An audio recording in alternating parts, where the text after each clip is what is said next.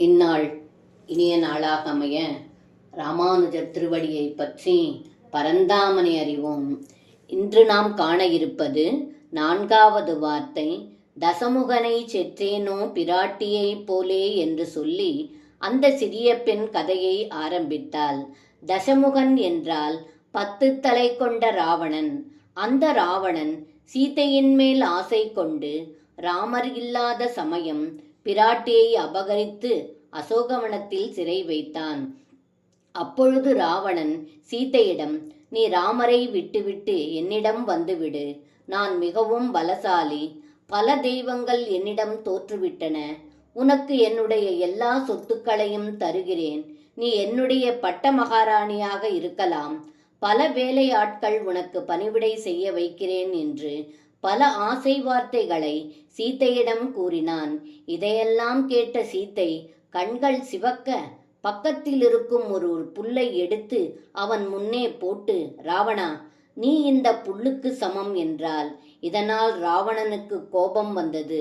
அடுத்து அவள், உன்னை பார்த்து பேசக்கூட தகுதியற்றவன், அதனால் தான் இந்த புல்லை பார்த்து பேசுகிறேன் என்றாள்.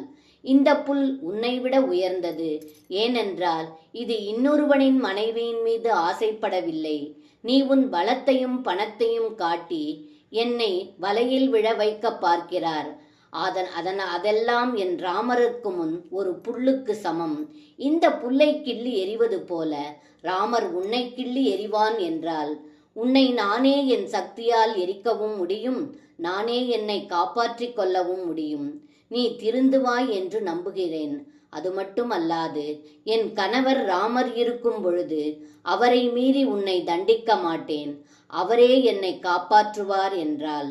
இப்படி ஆசையை ராவணன் காட்டினாலும் சீதை ராமரே எல்லாம் எனக்கு என்று இருந்தால், அதுபோல நான் இல்லையே என்றால் அந்த சிறிய பெண். இப்படி நாமும் இந்த பூவுலகில் ஆசையில் மயங்காமல் சீதையைப் போல நாமும் ராமரே எல்லாம் என்று பக்தி செய்தால் அவர் நம்மை எல்லா துன்பங்களிலிருந்தும் காப்பார். அடுத்து நாம் காண இருக்கும் வார்த்தை, பிணம் எழுப்பிவிட்டேனோ தொண்டை மானை போலே என்றால். இந்த வார்த்தைக்கு அர்த்தத்தை அடுத்து நாம் காண்போம். சர்வம் கிருஷ்ணார்ப்பணம். ஸ்ரீ குருவாயூரப்பன் திருவடிகளே சரணம்.